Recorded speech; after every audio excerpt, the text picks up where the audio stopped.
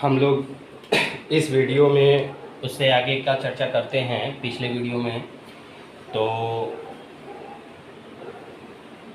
पिछले वीडियो में हम लोगों ने वैद्युत क्षेत्र की तीव्रता वगैरह के बारे में अध्ययन कर लिया था। अब हम लोग उनकी दिशाओं को कैसे ज्ञात करेंगे इसके बारे में चर्चा करेंगे, जो कि बहुत इम्पोर्टेंट है।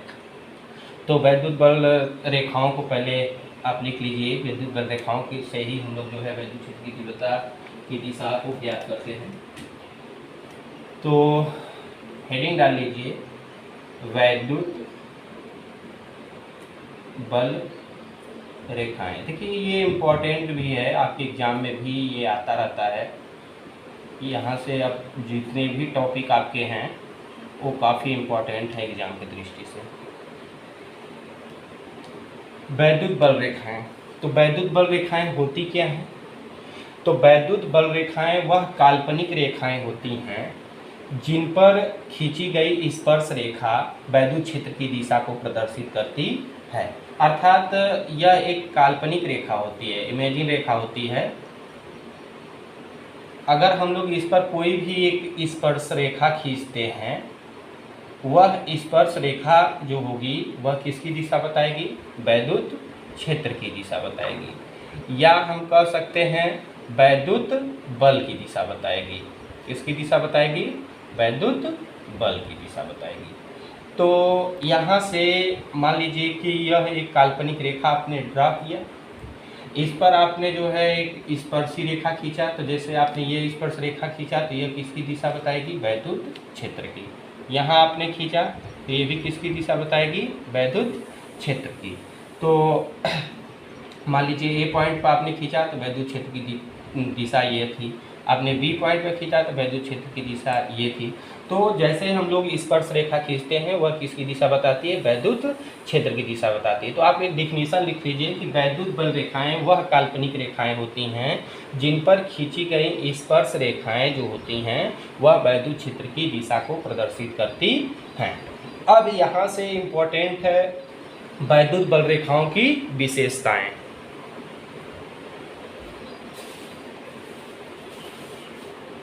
वैद्युत बल रेखाओं की विशेषताएं।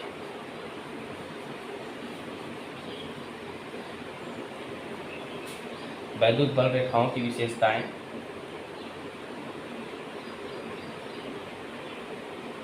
ये भी इंपॉर्टेंट है। प्रॉपर्टीज ऑफ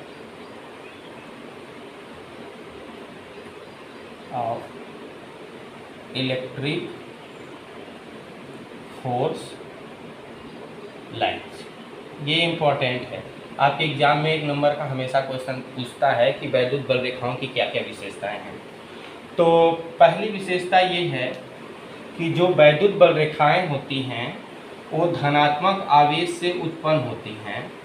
ये पॉजिटिव आवेश से उत्पन्न होती हैं और निगेटिव आवेश पर क्या होती हैं? समाप्त होती हैं। मतलब पॉजिटिव आवेश पर क्या होती हैं? निकलती हैं। पॉजिटिव आवेश से निकलती हैं, या यूँ कह सकते हैं क्या होती हैं? उत्पन्न होती हैं। और निगेटिव आवेश पर क्या हो जाती हैं? समाप्त हो जाती हैं। निगेटिव आवेश पर समाप्त हो जाती हैं। तो देखिए यहाँ से निकलना भी कर सकते हैं। तो पॉजिटिव से क्या होंगी? निकलेंगी ऐसे।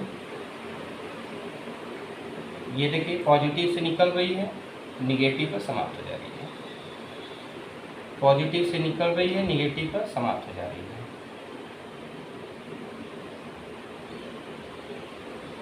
पॉजिटिव से निकल रही है, निगेटिव पर समाप्त।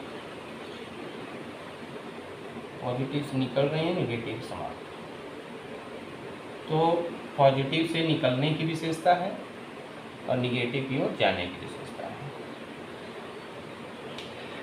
दूसरी विशेषता आप देख लीजिए, क्योंकि यह वैद्युत बल रेखाएं पॉजिटिव से निकलती हैं और निगेटिव पर समाप्त हो जा रही हैं, अर्थात निगेटिव से पुनः पॉजिटिव की ओर नहीं आ रही हैं, इसलिए यह एक खुला वक्र बनाती हैं। कैसा वक्र बनाती हैं? खुला वक्र बनाती हैं।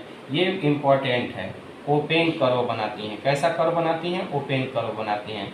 क्योंकि अभी हम लोग इलेक्ट्रिसिटी पढ़ रहे हैं तो यहाँ वैद्युत बल रेखाएं हैं, अर्थात वैद्युत की पढ़ रहे हैं। तो वैद्युत बल रेखाएं जब हम लोग आगे चुंबक चैप्टर पढ़ेंगे तो उसमें चुंबकीय बल रेखाएं होती हैं, तो वह क्लोज लूप बनाती हैं, क्लोज कर्व बनाती हैं।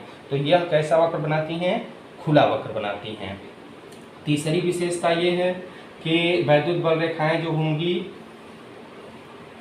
तीसरी यहाँ से जो वैद्युत बल रेखाएं होंगी वह धनात्मक से निकलती हैं। धनात्मक से क्या होती हैं? निकलती हैं। ऐसे देखिए, धनात्मक से ये निकलती हैं और निगेटिव की तरफ चलती हैं, निगेटिव की तरफ चलती हैं ऐसे। तो हम लोग जब डायरेक्शन की बात करेंगे तो जैसे मान लीजिए कोई धनात्मक आवेश है, तो अब धनात्मक आवेश के कारण वैद्युत क्षेत्र की तीव्रता का दिशा ज्ञात करना होगा। तो आप देखिए इससे क्या बना रही है? दूरी। तो अब प्लस की तरफ, इधर की तरफ ना रहकर प्लस से दूरी बनाएगी, ये हो जाएगी वैद्युत क्षेत्र की दिशा। किसके लिए? पॉजिटिव चार्ज के लिए। ये इंपॉर्टेंट है, इसको, इस कंसेप्ट को जरूर केयर करिएगा, अवश्य केयर करिएगा, न्यूमेरिकल्स लगाने में भी हम लोगों को हेल्प करेगा। और यहाँ देखिए ये जो वैद्युत बल रेखाएं हैं वह निगेटिव की तरफ जा रहे हैं, अर्थात निगेटिव के कारण अगर चुंबकीय क्षेत्र की दिशा ज्ञात करेंगे तो ये निगेटिव तरफ जा रहे हैं, तो ये निगेटिव की तरफ हो गई डायरेक्शन, वैद्युत क्षेत्र की किधर हो गई? निगेटिव की तरफ हो गई। अगली विशेषता पर नज़र डालते हैं। वैद्युत बल रेखाएं क्या होती हैं? लचीली होती हैं, फ्लेक्सिबल होती हैं। क्या होती हैं? फ्लेक्सिबल होती हैं, लचीली होती हैं। लचीली होती हैं, इसको कैसे करेंगे? तो आपको पता है कि अगर सेम चार्ज है, पॉजिटिव पॉजिटिव है, तो एक दूसरे को क्या करेंगे? प्रतिकर्षित करेंगे। जैसे प्लस प्लस है, तो ये देखिए वैद्युत बल रेखाएं कुछ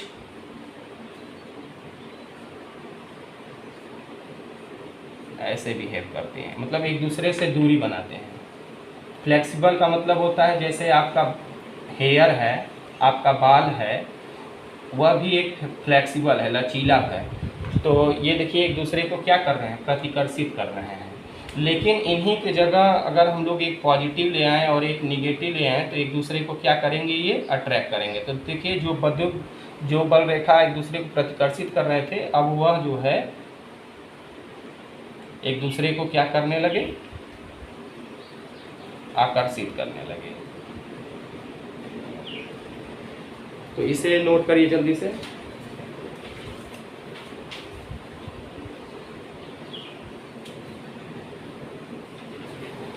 और लास्ट लिख लीजिए विशेषता,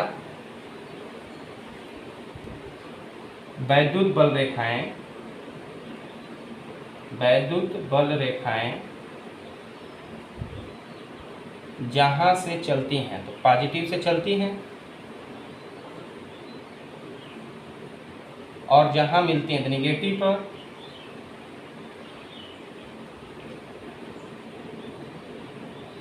पृष्ठ के क्या होती हैं? लंबवत होती हैं, पृष्ठ के लंबवत होती हैं।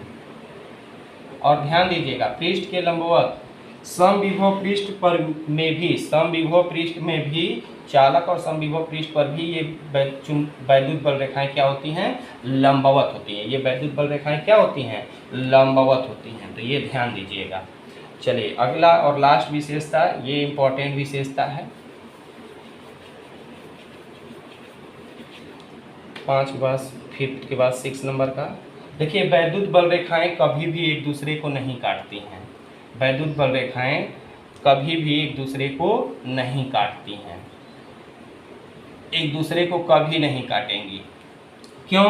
क्योंकि यदि काटती हैं तो उस कटान बिंदु से 2 स्पर्श रेखा खींची जाएगी। कितनी स्पर्श रेखा खींची जाएगी? 2। तो 2 स्पर्श रेखा खींची जाएगी जो 2 परिमाण के वैद्युत क्षेत्र के दिशा को प्रदर्शित करेगी, वैद्युत क्षेत्र के दिशा को प्रदर्शित करेगी। जबकि वैद्युत क्षेत्र की दिशा 2 नहीं बल्कि केवल कितनी होती है? 1 होती है। तो इसलिए यह संभव नहीं है, इसलिए यह संभव नहीं है। तो एक क्वेश्चन आपका ऑप्शन में भी बन सकता है कि क्या वैद्युत बल रेखाएं एक दूसरे को काटती हैं? तो बिल्कुल नहीं काटती हैं। तो यदि आप वैद्युत बल रेखा के बारे में जान गए हैं तो मैक्सिमम चीज़ें जब हम चुंबकीय बल रेखाएं पढ़ाएंगे चुंबक वाले चैप्टर में तो मिलता जुलता रहता है, तो काफ़ी आसानी होगी। इसलिए हर एक वीडियो को बहुत आराम से शुरू से देखिए। अगर आप एक भी वीडियो मिस करते हैं तो आपको कंसेप्ट समझ में नहीं आएगा। तो चलिए, ये आपकी थी वैद्युत बल रेखा और इनकी विशेषताएं।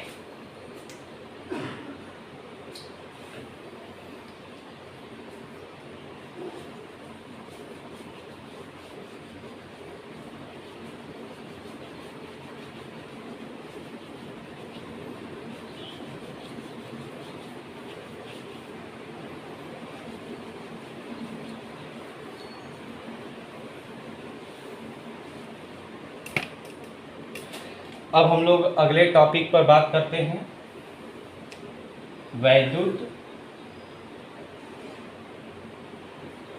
द्विध्रुव, इलेक्ट्रिक डाइपोल।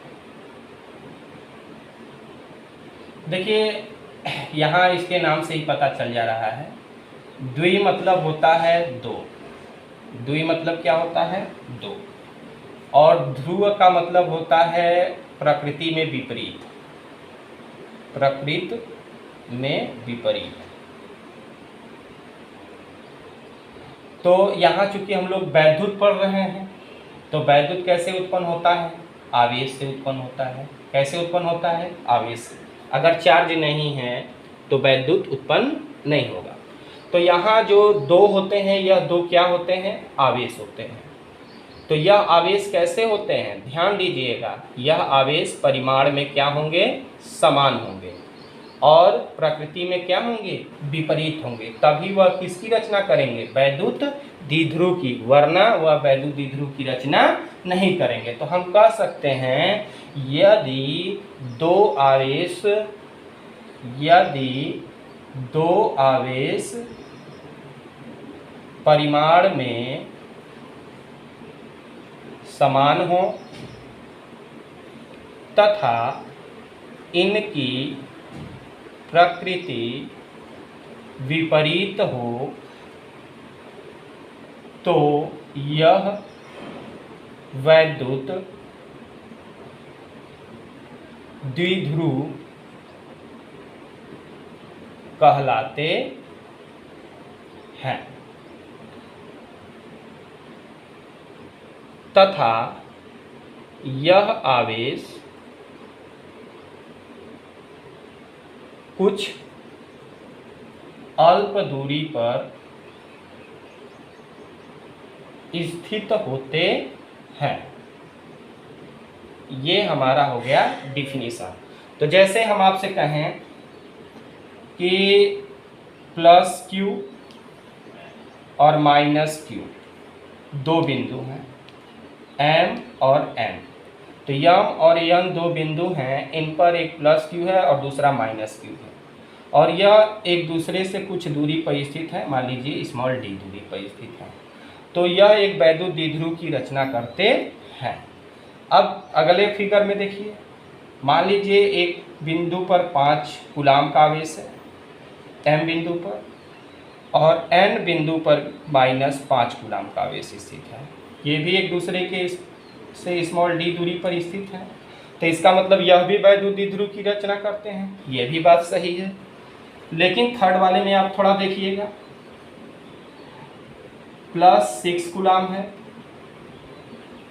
और -7 कूलाम है। यम बिंदु पर आप देख रहे हो +6 कूलाम है, यन पॉइंट पे आप देख रहे हो -7 कूलाम है। तो यहाँ तो प्रकृति आपकी विपरीत है, लेकिन परिमाण समान नहीं है, इसलिए यह वैद्युत द्विध्रुव की रचना नहीं करते हैं। अगला एक और देख लेते हैं। जैसे मान लीजिए यह 6 कूलाम है एम पॉइंट पर, और यन पॉइंट पर भी +6 कूलाम है, और एक दूसरे से स्मॉल डी दूरी पर है। तो यहाँ आप देख रहे हैं कि परिमाण तो समान है, लेकिन प्रकृति विपरीत नहीं है, इसलिए यह भी वैद्युत द्विध्रुव की रचना नहीं करते हैं। तो हम कह सकते हैं वैद्युत द्विध्रुव की रचना वही करते हैं जिसमें वह दोनों आवेश परिमाण में समान हो और उनकी जो प्रकृति हो वह क्या हो, विपरीत हो, और वह अल्प दूरी पर स्थित हो। तो वह किसकी रचना करते हैं, वैद्युत द्विध्रुव की। अब इसके आगे का टॉपिक हेडिंग डाल लीजिए,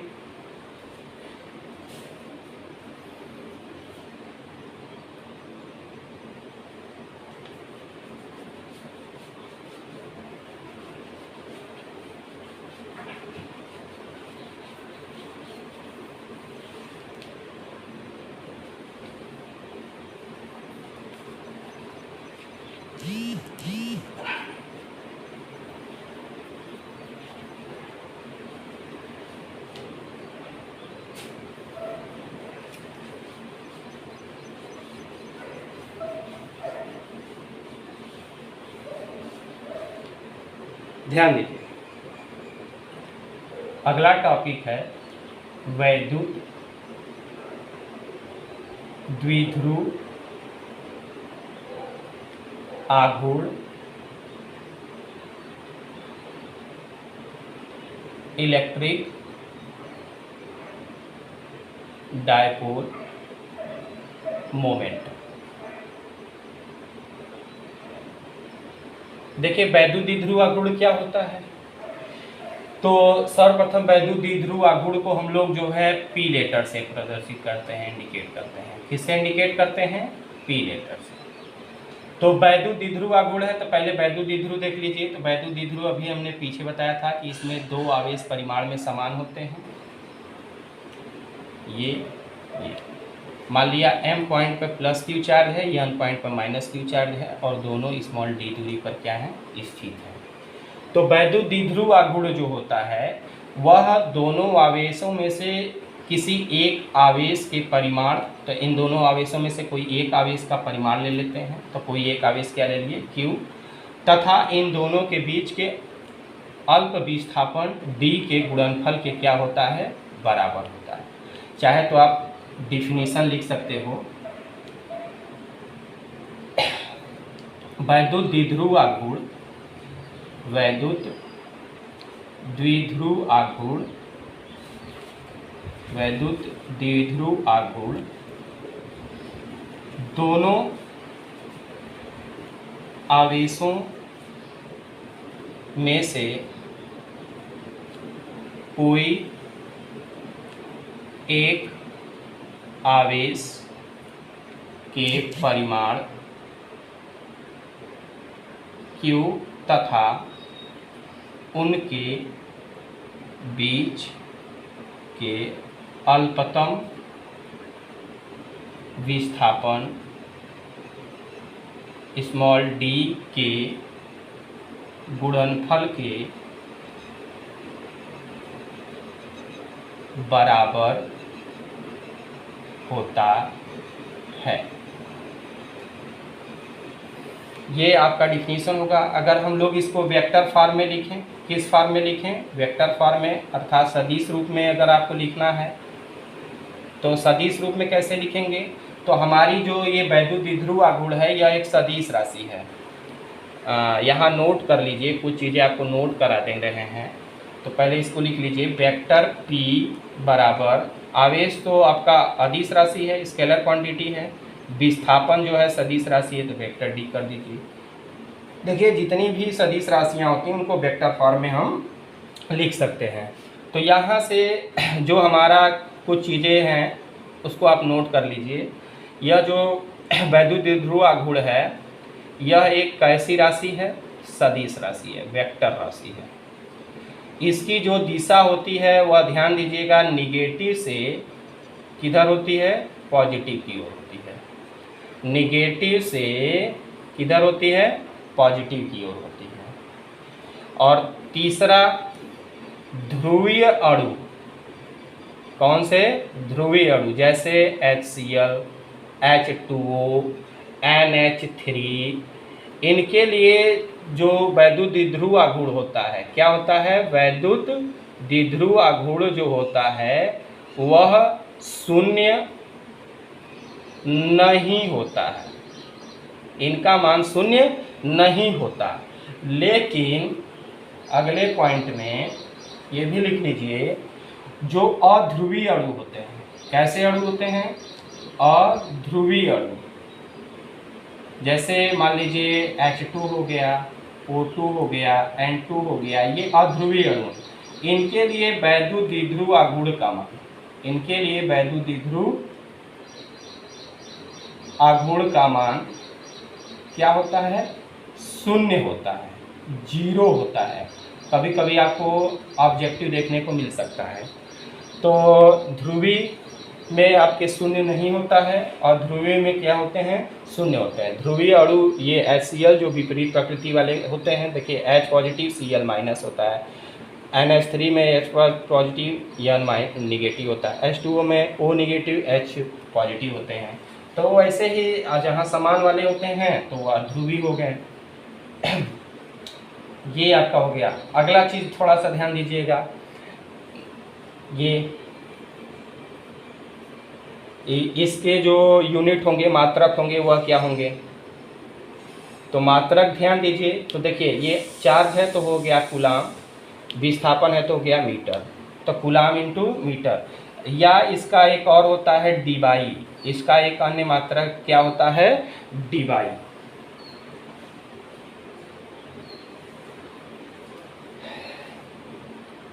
मात्रक कूलाम इंटू मीटर या डीवाई। यहाँ से ध्यान दीजिए, एक डीवाई बराबर, थोड़ा सा आप लोग भी देख लीजिएगा वैल्यू, 3.3 इंटू 10 के power -31 coulomb into metre, coulomb into metre. हम लोग बीमा भी यहीं पर निकाल लेते हैं, बीमा। तो बीमा आप निकालोगे तो बीमा इसकी कितनी क्या आएगी? तो कूलाम है, तो आप देखो कूलाम है तो चार्ज का बीमा पहले निकाल लो। तो चार्ज का बीमा आपको पीछे भी बता चुके हैं, A इंटू क्या होता है? T। और यहाँ डिस्प्लेसमेंट, विस्थापन का बीमा निकाल लो। तो विस्थापन का जो बीमा होगा वह हो जाएगा क्या? Capital L। तो इस प्रकार से वैद्युत द्विध्रुव आघूर्ण का बीमा निकाल लीजिए,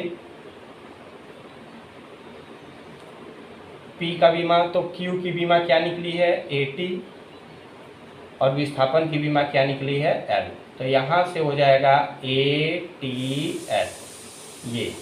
तो ये पूरे टॉपिक आपके जो है इस वीडियो में वैद्युत द्विध्रुव आघूर्ण के कंप्लीट हो गए। अब हम लोग अगले वीडियो में वैद्युत द्विध्रुव आघूर्ण के उपयोग देखेंगे कि क्या क्या हैं। तो आज के लिए इस वीडियो में इतना ही, बाकी इसके आगे का टॉपिक अगले वीडियो में। Okay, thanks.